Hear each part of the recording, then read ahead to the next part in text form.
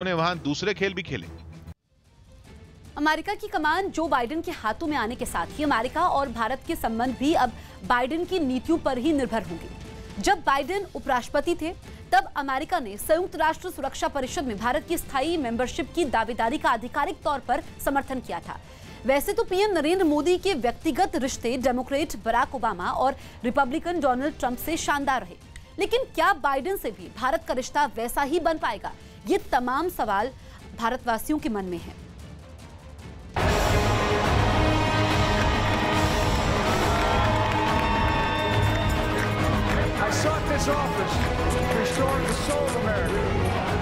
लंबे असमंजस के बाद बाइडेन की जीत तय होते ही अमेरिका सड़कों पर उतरा।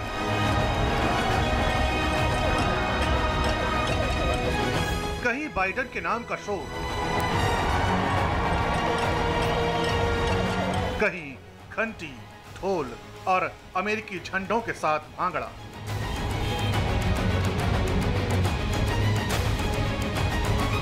तो कहीं आतिशबाजी के साथ साथ आसमान छूता अमेरिका के साथ ही भारतवंशियों का जोश।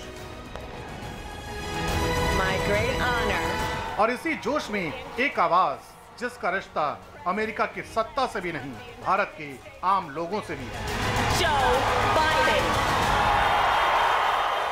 But while I may be the first woman in this office, I will not be the last.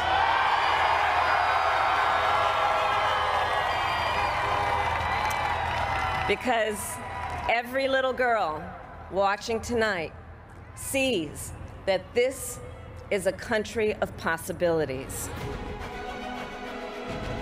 यानी डेमोक्रेटिक पार्टी की जीत के साथ ही कमला हैरिस के जरिए भारत और अमेरिका का रिश्ता जुड़ चुका है, और इसका असर भारत में खासकर तमिलनाडु के उस गांव में भी दिखा जहां अमेरिका की नई उपराष्ट्रपति कमला हैरिस की मां का जन्म हुआ था।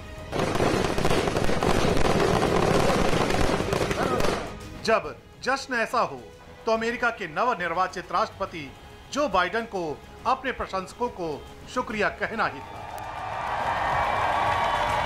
Thank you, South Carolina. लेकिन सवाल उठता है कि क्या अपने सिपह सालारों में भारतवंशियों को अहमियत देने वाले बाइडेन की नीति भारत को लेकर वही रहेगी जो जॉर्ज बुश के बाद बराक ओबामा और डोनाल्ड ट्रंप की रही?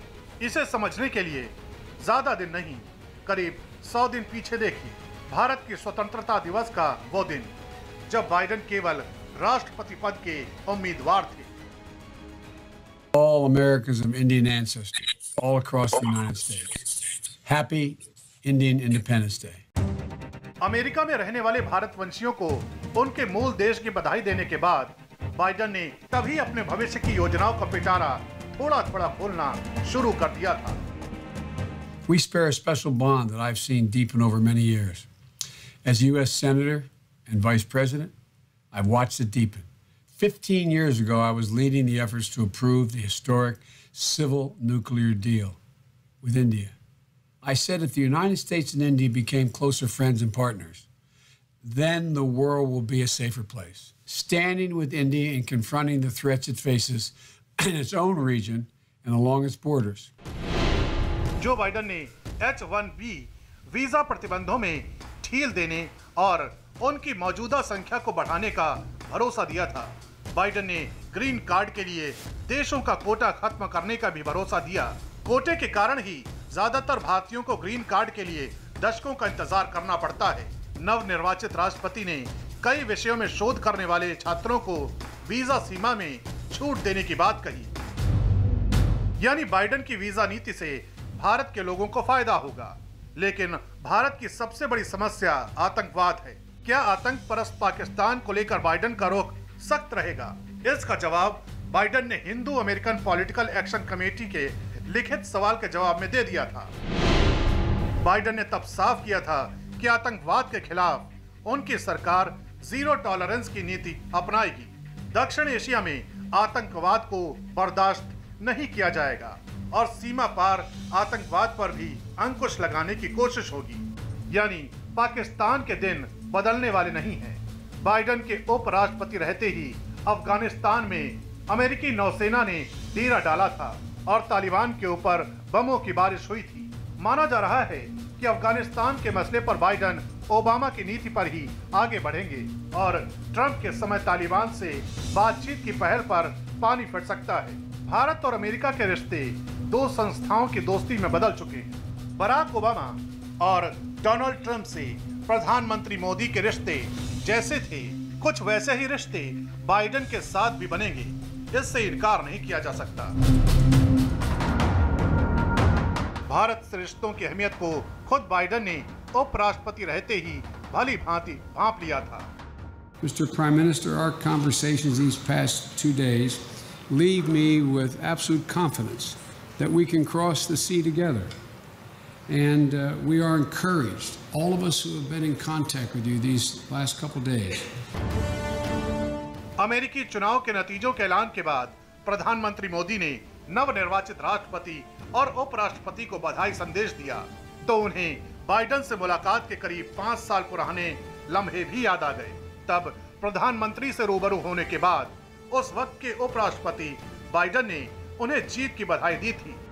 Mr. Prime Minister, you won the largest democratic exercise in history, with over 550 million Indians casting their votes earlier this year.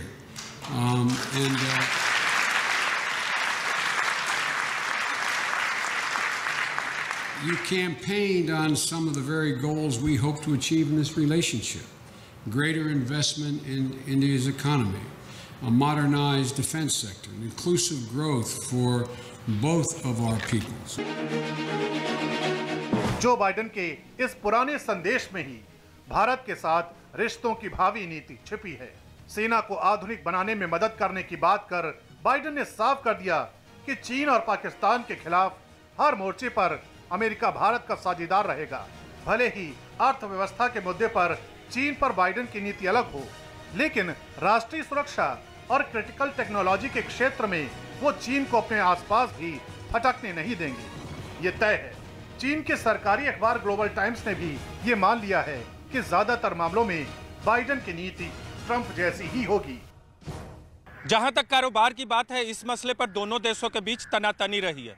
इस मामले में बाइडन बराक ओबामा की राह पर चल सकते हैं, लेकिन भारत को सबसे ज्यादा फायदा बाइडन की ईरान नीति से होगा।